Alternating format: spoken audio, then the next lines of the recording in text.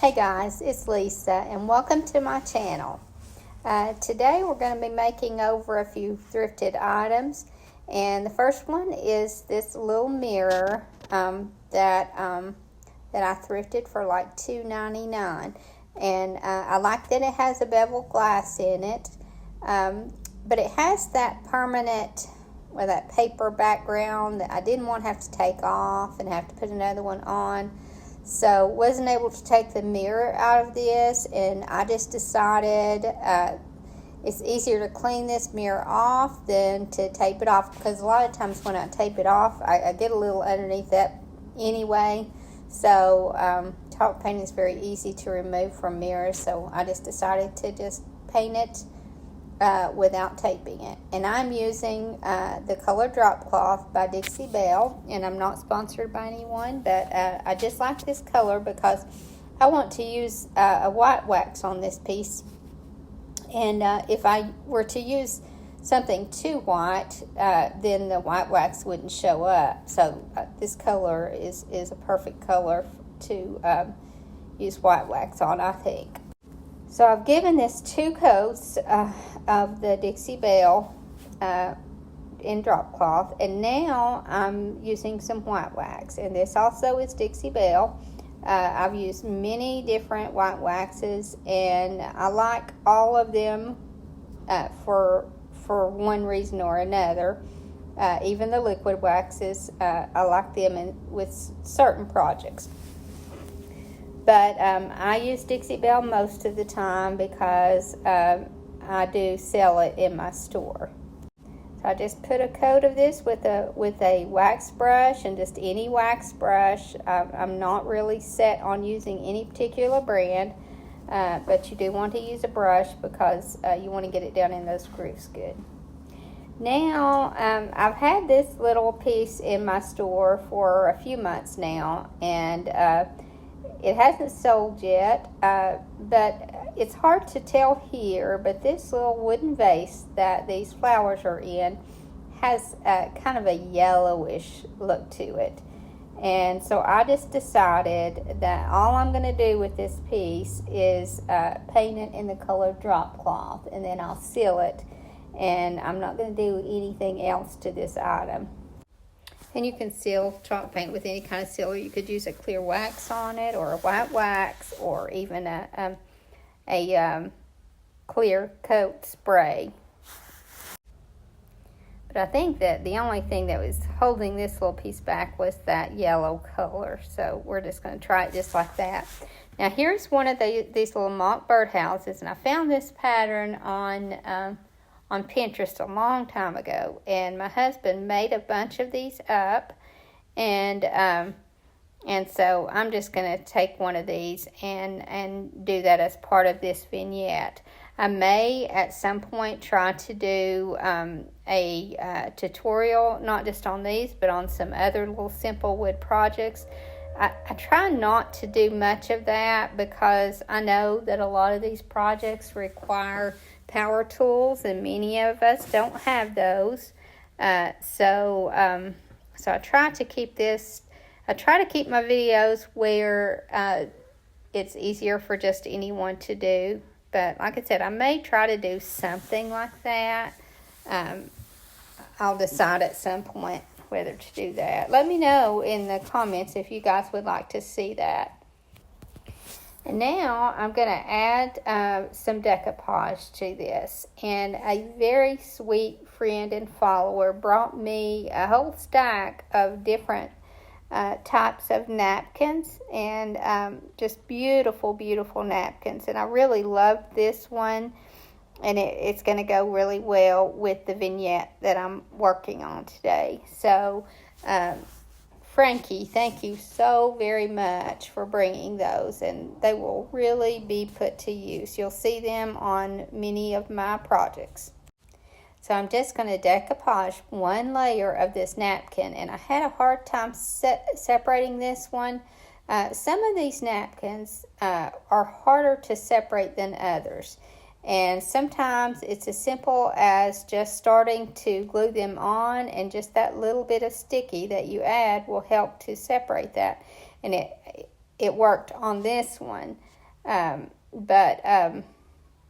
I'm just taking some Mod Podge and putting a coat of Mod Podge underneath and on top of this, and these napkins hold really well, and they mold really well to whatever project that you're using. The only precaution that you really need to take with these is that when you're brushing that Mod Podge on, that you use light pressure, because these napkins, especially when they're separated like this, are really fragile. And then another thing that I do with these is, and with most of my wood projects, is to go over them with some sander. I like to sand those edges, and I do that for a couple reasons. Is where he's cut these, they need those edges softened and smoothed out, but also I like to see some of that wood showing through. I feel like it gives it more of a country look. Now, I really had trouble separating this top piece of the napkin, and I don't know why I had such a hard time with it, but even when I tried to separate it after decoupaging it on, it did not want to separate. But it wasn't an issue at all for me, because it dried really well. It didn't try to separate while it was on the project, and I feel like it blended really well.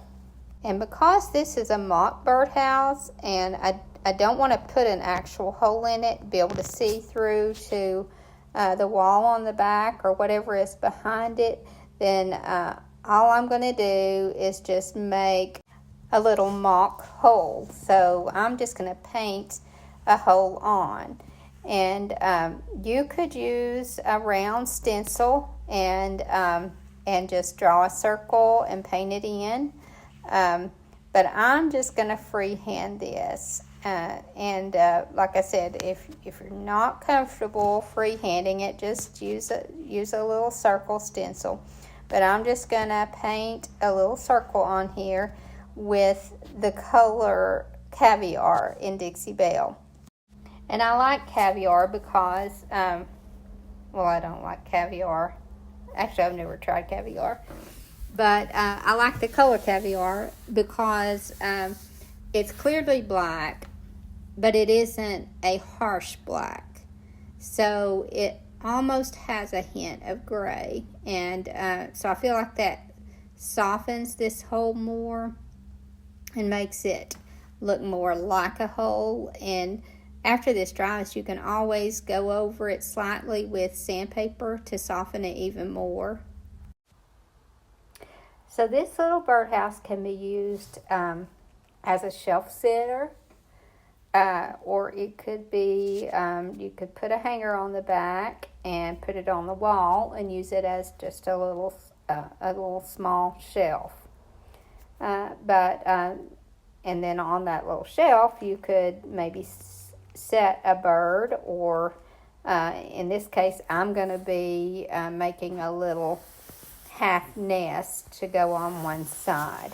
And then if I want to later, I can add a bird to the other side.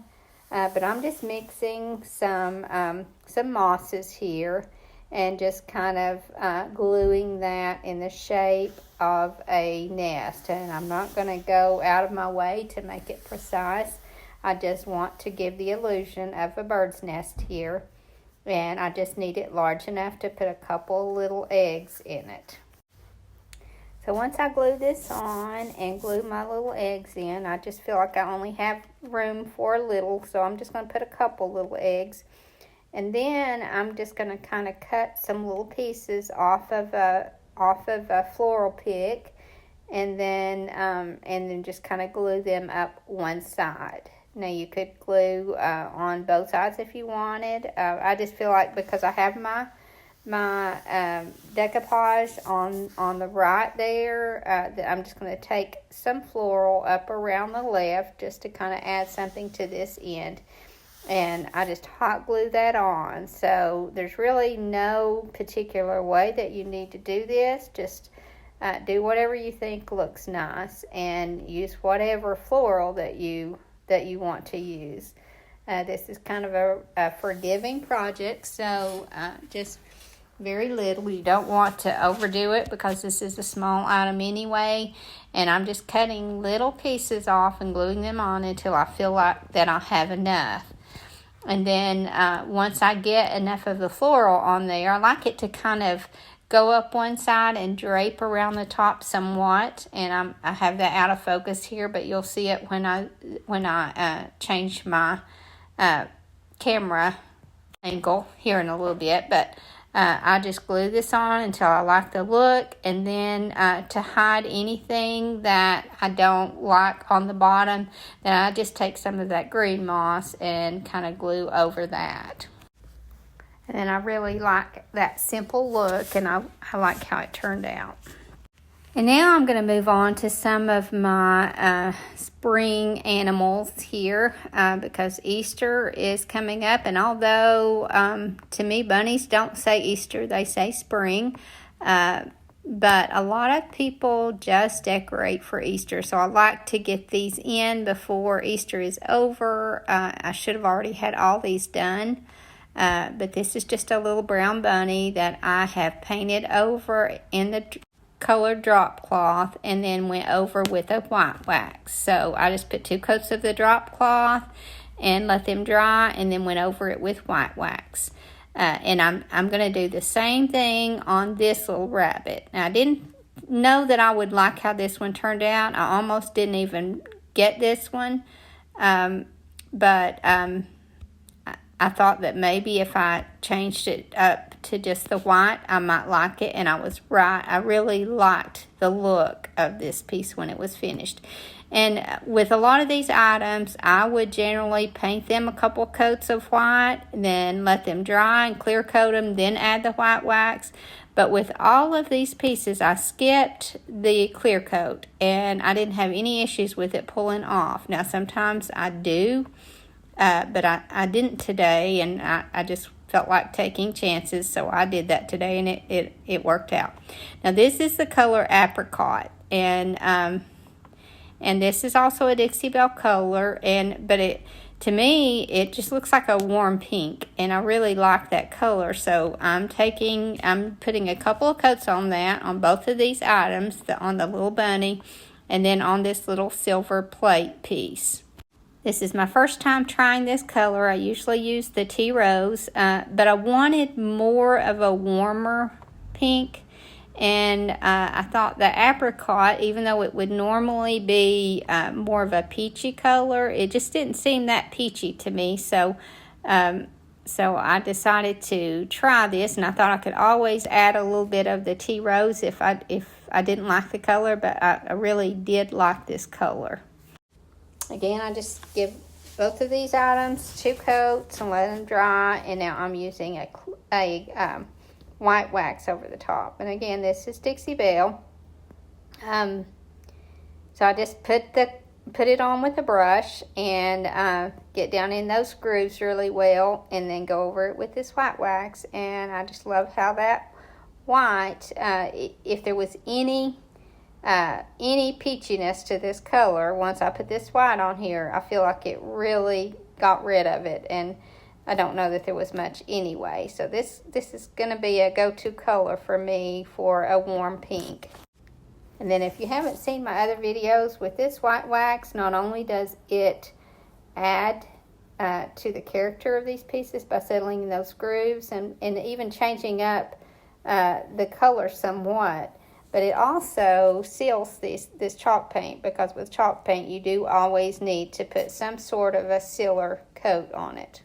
Now, if this were a slick glass, there's no way that I would have went over it with this wax before I clear coated it, but I did decide to take a chance here, and it paid off.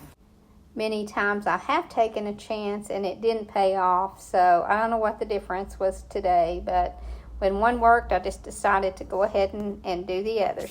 Thank you so much for watching. I hope you have a great evening, and God bless you and your family.